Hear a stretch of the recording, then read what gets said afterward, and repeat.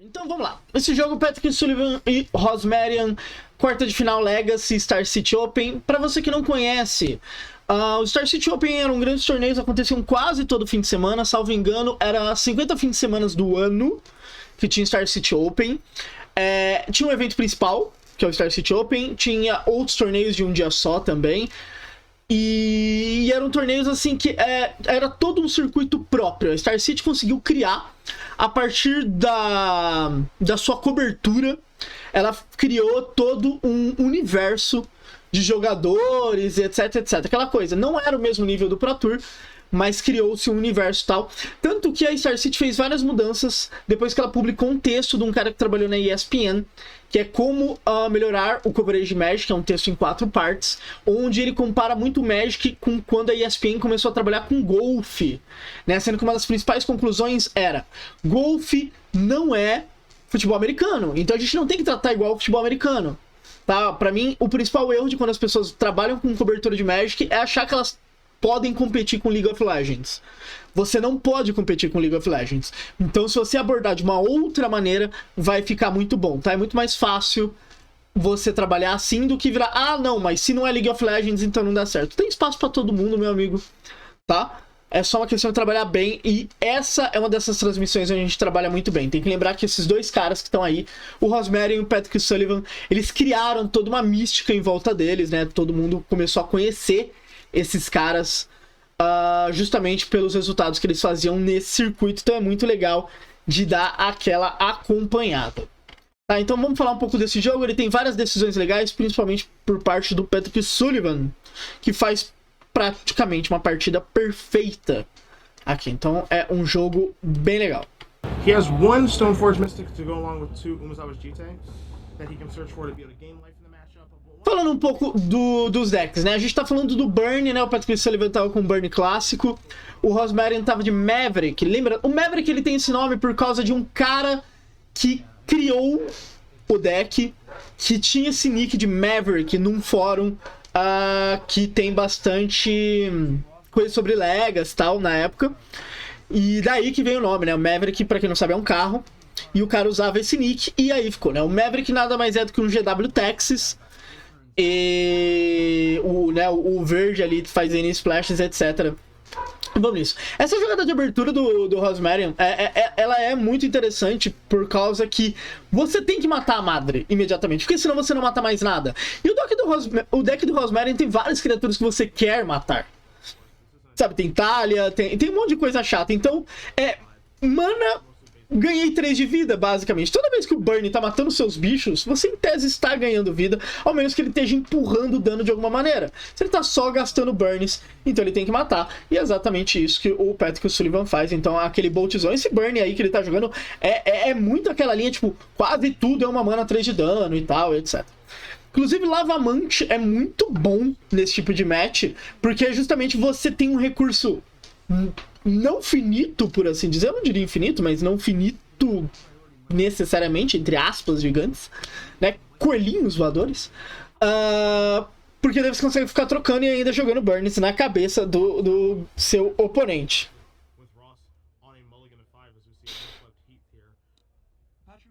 Então, eles vão ali preparando a mão, mas o Rosmarian já sai muito bem. Ele manda um Zenith, então pode buscar mais uma coisa. Busca o Nobre Hierarca. Nobre Hierarca, hoje em dia ele não é mais tanto assim, mas ele já foi uma das grandes staples do Legacy e do Modern. Assim, esse pulo 1 para 3 era um spike de power level muito grande. Tem que lembrar que antigamente o spike de power level do Modern era 3 e 4. Era quando você começava a realmente fazer suas grandes jogadas, né? Então Liliana, Bloodbraid, Comando Críptico, Jace Mind Sculptor e etc. A gente manda aqui 4 de dano em cada, né? Detalhe, né, que essa carta é válida hoje em dia no Modern e não joga, né? O que diz muito sobre a velocidade do formato, assim. Vamos ver por qual linha que o Marian vai seguir. Faz tempo que eu não vejo esse jogo, acho que faz um ano mais ou menos. Acho que a última vez que eu vi foi na live com vocês mesmo. Então, o Cavaleiro do Relicário, outra carta que era muito staple nessa época, né? É muito interessante pensar que ele era tão staple e a gente não tinha o tanto de terrenos com utilidade que a gente tem hoje em dia. Então, Vortex, né, que é uma carta que causa 2 de dano toda manutenção e ninguém consegue ganhar vida. Então, cara, era um formato muito mais lento. É muito engraçado que, tipo, o power level subiu tanto. Esse jogo se não ganhado em 2014, eu acho, 2013. O power level subiu tanto e Vortex é uma carta que eu acharia difícil de jogar no Modern, sabe? Ainda mais no Legacy, assim, que a gente tem um formato ridiculamente mais rápido. Então a gente tem Hagavan, a gente tem N coisas muito rápidas que conseguem compensar isso.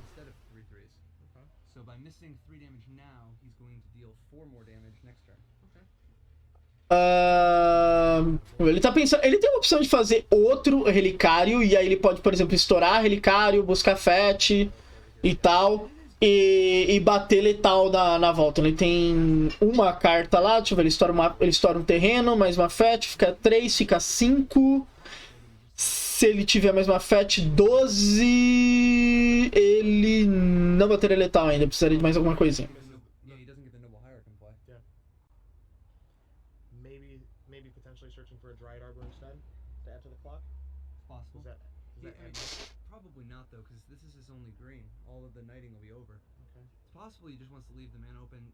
Mas vai lá, o foda de outro Vortex é que aquela conta que eu fiz, tipo, dando 12 de dano vira letal.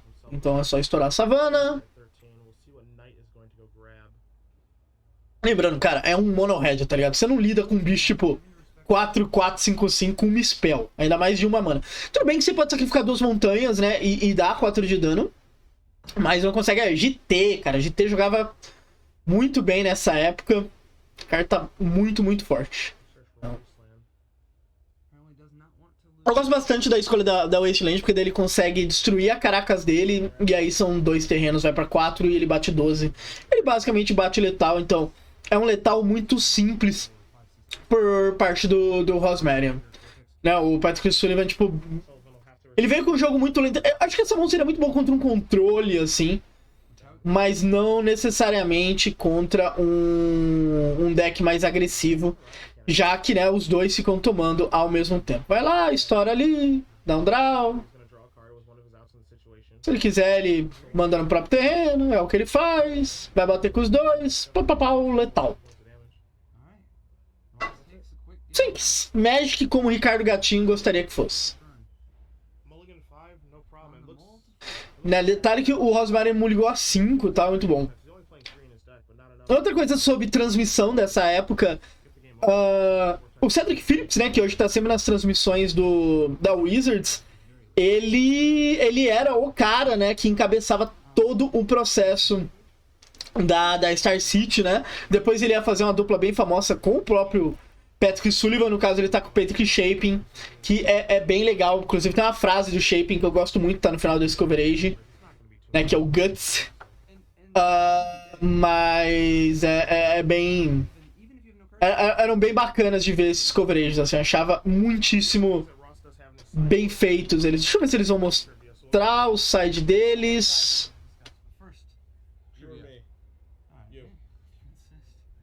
Aqui tem o side deles. Então aqui, ó, a gente vê como é que era o side naquela época, né? Então eles eram em Breed contra Agro. Hoje em dia você já estaria meio que morto nisso daí. Vexing Shuffer, que é uma carta que não deixa suas coisas serem anuladas. Fofo. Mindbreak Trap, pra dar aquela punida boa. E Searing Blaze, tipo... eu acharia esse side ruim pro Modern atual, tá ligado? Eu acharia lento. E pro do Rosmarian, a gente tem Trum. Trum era, tipo, staplesaça na época dele. Então, tipo, era uma carta que jogava muito bem T2, jogava Modern e tal, tipo, jogava quase todos os formatos do universo. Armageddon até hoje é uma carta muito boa. Spell of Knight Errant, boa. Bojuka Bog até hoje é uma carta muito boa, ainda mais quando você pode tutorar, então ainda é muito bom. Canonista era uma carta muito mais presente antigamente, mas hoje em dia ainda é interessante. Lembrando que Canonista, por exemplo, não para Doomsday, por exemplo, tal, e isso é uma atrapalhada. Crop Rotation, Path, Gadok também. Gadok foi muito usado uma época. Acho que a última vez que eu vi um Gadok foi antes de Modern Horizons 2 e era no GW Eliod. Mas é uma carta que caiu bastante. Linvala também já foi muito staple. Inclusive, Linvala era uma carta engraçada, porque não era uma carta cara, mas era muito difícil de achar. Acho que Gadok ficou meio que na mesma, até que Gadok saiu como Judge e popularizou um pouco mais. Mas realmente tem essa outra pegada. Vamos dar uma seguida. Vamos pros jogos.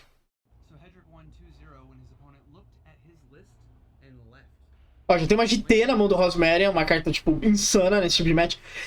É exatamente o tipo de match de por que GT é tão forte. Tipo, GT consegue solar o deck do Patrick Sullivan, porque ela, em 2 turnos, ela gera 1 de card advantage ganhando vida. É muito insano. Tirar, então, Lavamancer, que nem eu falei, Lavamancer é muito bom, você consegue ficar lidando com os bichinhos sem gastar recurso, tipo, em card advantage, né, você tá pegando meio que a borra, né, do seu recurso, então é uma carta que joga muito bem. Então, quando a gente fala de posicionamento, o Patrick vem realmente para ser mais agressivo, lembrando, o Burn é um combo, tá, é uma combinação de cartas que vai tentar ganhar a partida, e o Rosmerian vem pra uma coisa mais de disrupt e tal, e... Olha lá, uma mana locadão, mas ainda com o Lavamancer, que pode fazer aquela limpinha boa.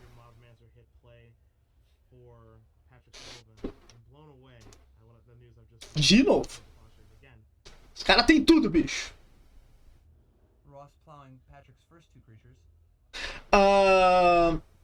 Lembrando que tem preço do progresso no deck do Patrick Sullivan. Então, o Wasteland é muito, muito, muito bom, tá?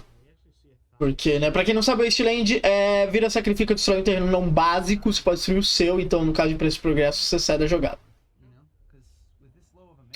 Hierarca de novo. Zenith foi uma carta muito jogada também no auge dele, assim, lembrando, Zenith é banido no Modern. Mas no auge dele, ele jogou muito, muito, muito Modern, muito, muito Legacy. Assim, a gente tá pegando ali uma época que o T2 tá com uma influência legal nos formatos, chamado Eternals. Acho que o segundo terreno agora vai. 3 de dano, 3, pegou a tempo, tal, vai desenvolvendo. Mas, e lembrando, por que Searing Blaze é tão bom? Searing Blaze é tão bom porque aquele rolê que eu falei, pô, você tem que controlar de 1 pra 1 tal, etc. Talha é foda. Searing Blaze consegue, tipo, fazer um 1 pra 1 e ainda causar dano no oponente. Tem que lembrar, a vida do oponente... o Arilex escreveu um texto muito bom falando sobre 5 mentiras, né? Que a gente se fala muito quando a gente tá jogando Magic. E ele falou uma coisa muito interessante. Que assim, a gente fala muito que vida é um recurso quando a gente fala dos nossos pontos de vida, mas do oponente também. Então, às vezes, você ser muito agressivo e tirar pontos de vida do oponente também é uma maneira de você estar usando um recurso do jogo. Então, o Searing Blaze é exatamente essa definição de Magic. Aquela estouradinha ali de FET e tal. Mas assim, é muito engraçado quando a gente vê esse Maverick, assim, é cheio de carta, tipo, que ou acabou de ser T2, que é o caso de Relicário, o caso de Nobre Hierarca, ou cartas que são T2 na época. Então, Thalia, Zenith, Trum, assim, então, tipo, não é tão novidade o T2 ter esse impacto. E isso, eu confesso que é muito bom. Ó, o preço do progresso aí, Lau, aproveita que o Estilente tá virado, toma 4 na cara.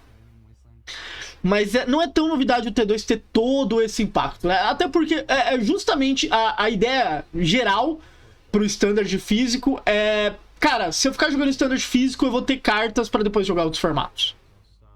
E isso ajuda muito. Pro Rosmerian, quando ele tá olhando esse game, ele fala, ok, eu estou a 10 de vida, mas a Thalia tá em jogo. Então, tipo, eu tô tirando muito tempo do meu oponente. Tipo, ele pode fazer de T aqui, apesar de que é 3 manas, e aí pode tomar outro preço do progresso, e é 6. Mas já tem uma boa carta. Ele também pode fazer Relicário, tenta fazer um Relicário gigantesco, e aí ele faz de T e bate. Mas, bom, na dúvida, né? Bater 2 parece ser top, mais do que top, parece ser churbo. Então, Cavaleiro do Relicário, a carta do amor.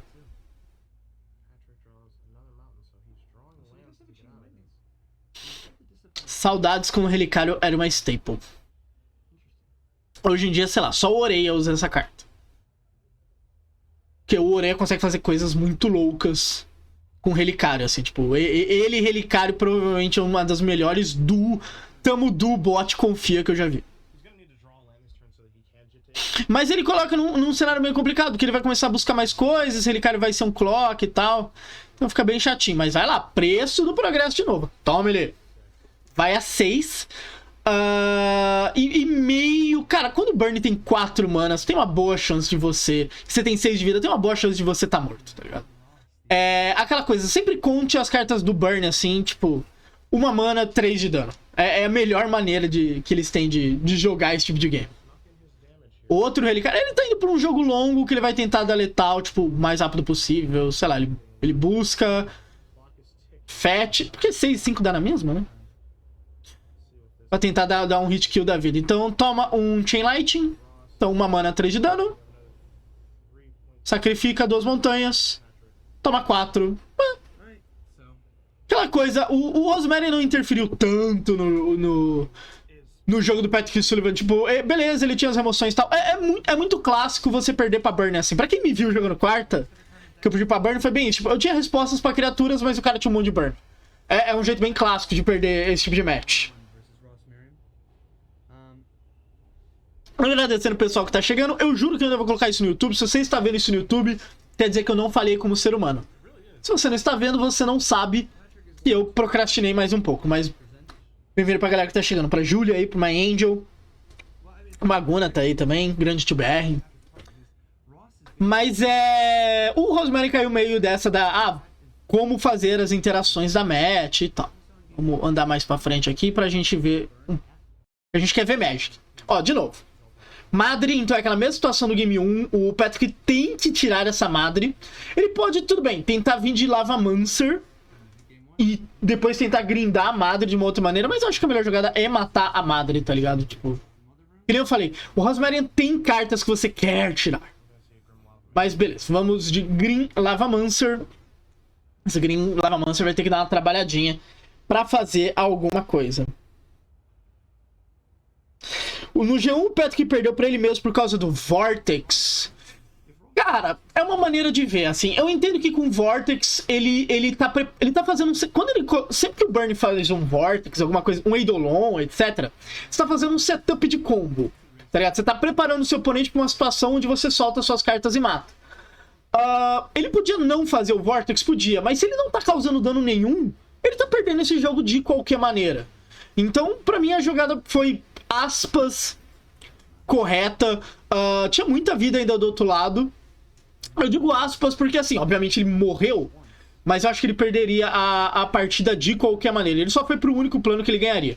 Então, agora ele fazendo a talha, ele já faz a primeira carta do tipo... Cartas que o Burn precisa tirar e a Madre das Runas não vai deixar. Sendo que é uma carta que taxa spell, então é bem chatinho.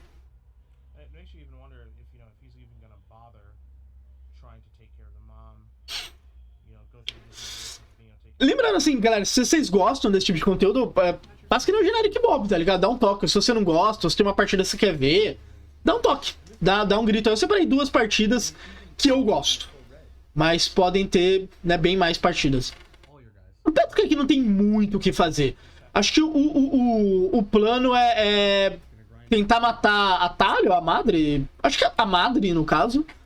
Fazer o oponente ficar full tapped e depois matar. Mas, ó, nesse sentido, olha o tempo que ele tá perdendo. O Rosemary tá com 18 de vida por causa de 2 Fats. Então, tipo, ele tá começando muito atrás. E o Ross tá tomando a dianteira. E o que você não quer é que o seu adversário tome a dianteira quando você tá de burn. Porque ele, de novo, você é um combo. Você realmente não quer fazer isso. Zenith pra 0. Because Talha.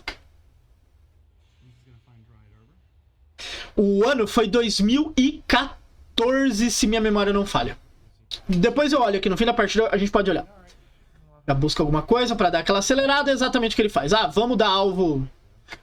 né? Provavelmente o alvo foi na Madre. Por que alvo na Madre, sei lá, não na Talha?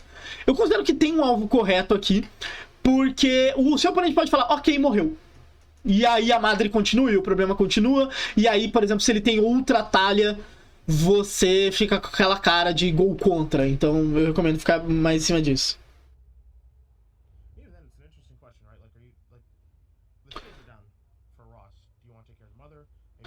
Fett, estoura... Aqui fica bem interessante, porque ele pode fazer...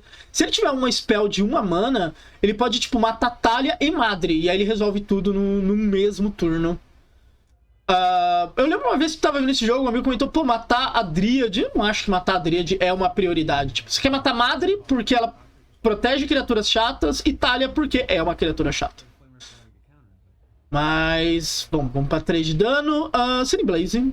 Justo. Manda 3/3. Mas já tira a Madre. E aí a Talia vira um problema, né? Vira um problema pro Patrick do futuro, por assim dizer. Acho muito interessante que ele não quis atacar com esse Lavamante. Não sei se ele pensou em dar block, talvez em cima da Dríade. Tipo, um pensamento que ele pode ter tido é...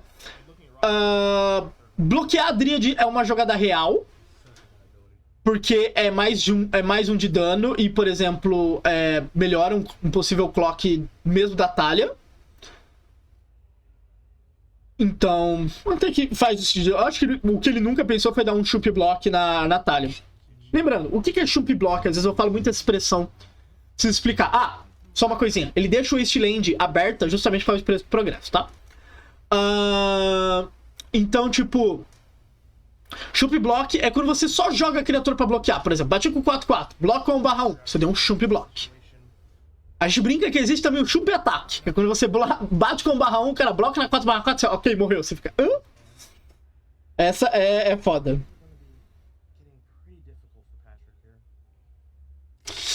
Aqui começam a ficar algumas dúvidas interessantes. O Patrick tá perdendo muito tempo em cima da Talia. Então, a Talia já conseguiu comer alguma mana, né? Ela basicamente comeu um turno inteiro do Patrick. Se ele não tirar ela começa a ficar uma coisa bem complicada. Então aqui tem que pensar muito, porque às vezes você tem já muito burn na mão, mas com esse tanto de mana ele vai jogar, tipo, um burn por turno. No máximo, com o Lavamante, ele consegue dar, tipo, 5 por turno. São 3 turnos clock. O adversário claramente já tem mais clock que isso, né? Ele já tá batendo 6. Ele consegue bater 7. Então, tipo, ele tem 2 turnos clock do outro lado. Então, é muito importante também, quando em qualquer partida você fazer isso. Você parar, fazer a conta. Tá, eu tenho um plano que eu consigo matar meu oponente, mas será que eu morro antes? E o Patrick tá justamente fazendo essa conta.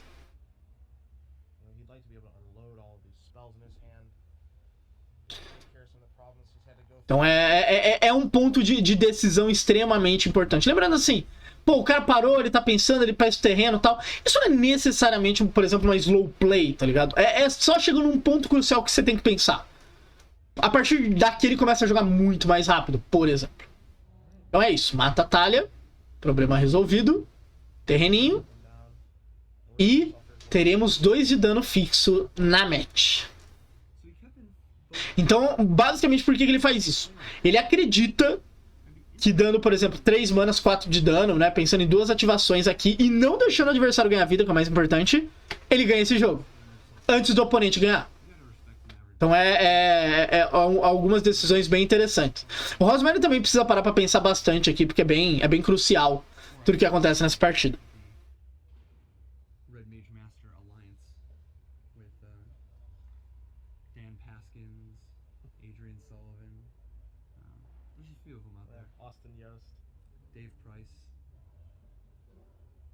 Então pensa. Aqui pro Rosemary, cara, quando seu oponente faz isso e ele tá de burn, você fala, mano, esse cara tá muito confiante com o que ele tem na mão.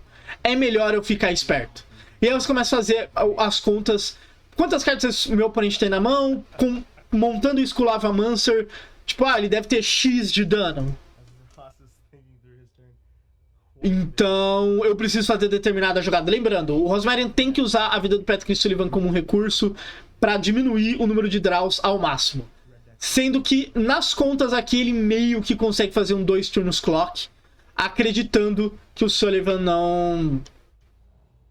não resolva a match necessariamente.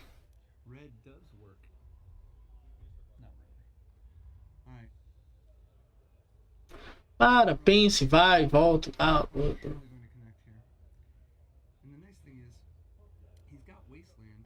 E aí ele faz isso, que é basicamente prevenir 2 de dano, então é uma jogada muito boa, além de dar mais 1 de dano, então é uma carta maravilhosa.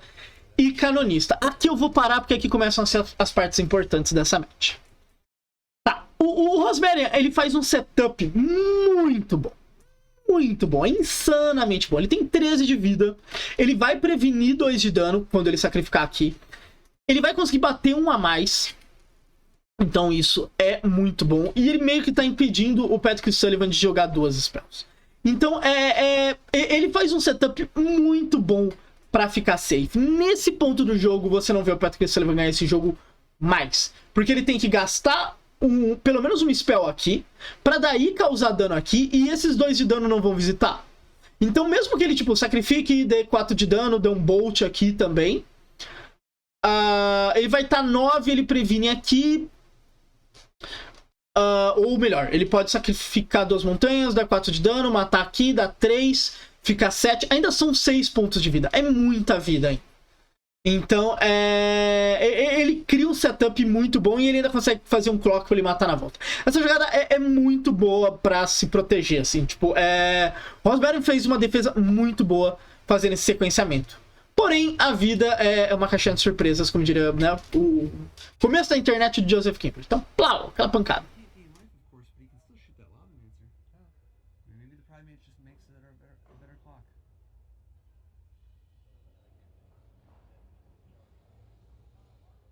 E o Rosmerry tem letal na volta, tá ligado? Então, tipo, o Patrick Sullivan, ele precisa fazer uma sequência de mais burns pra estourar a cabeça do Rosmerry de alguma maneira. Os burns dele precisam ser mais do que uma mana 3 de dano. Senão ele perde esse jogo.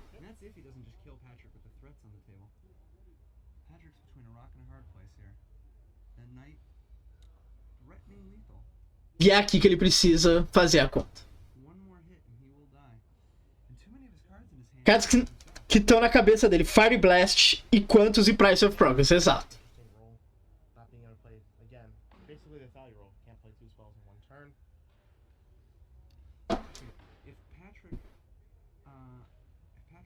É muito interessante aqui porque aquela Wasteland tá marcando um Price of Progress, né? Porque, tipo, vai ser fraquíssimo com a Wasteland.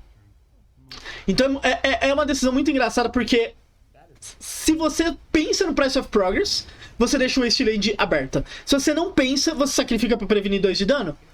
Porque na dúvida, Price of Progress dá 4 de dano, enquanto que, né, o Vortex dá 2. Então você tá prevenindo bem. Então ele começa o básico matando ali. Então o Canonista acabou de ganhar 3 de vida. Até aí tá tudo perfeito.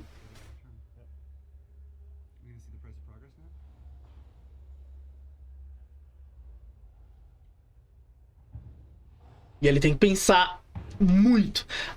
Dá um pause aqui de novo. O Price of Progress aqui, você não pode fazer ele proativamente. Enquanto a sua Wasteland estiver de pé, você não vai poder fazer. E isso muda completamente como essa partida vai funcionar. Porque o Price of Progress é o dano vindo de lugar nenhum. Então isso é a carta que o Rosmerian tem que se preocupar. Um outro ponto, assim, sendo, né, a favor do Rosmerian, falando dessa partida, é que é muito difícil você jogar em volta de uma carta que você não tá vendo, ainda mais quando você tem uma resposta contra uma carta que você está vendo. Então, faz sentido até sacrificar pra cá se você, tipo, falar, ok, eu não vou jogar em volta de Price of Progress porque eu não estou vendo. Só que por outro ponto, se o oponente fez isso, e as outras jogadas do Patrick Sullivan meio que indicam isso, ele faz jogadas mega agressivas. Então ele indica que ele tem alguma fonte de muito dano, porque senão ele tá só se matando nessa match. Então eu acho que essa acaba sendo a melhor leitura de como o Patrick Sullivan tá jogando. Então desde o turno passado ele tá meio que setando um jogo onde se ele causar muito dano, ele ganha. Mas ele precisa fazer alguns pezinhos pra isso. E o Vortex é o principal deles.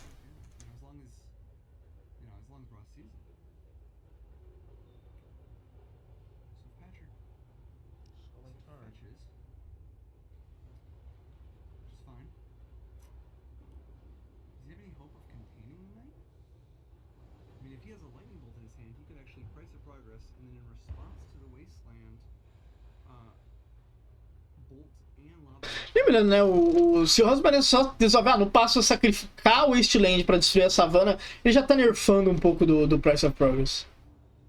Mas só ficar aberto já era maravilhoso.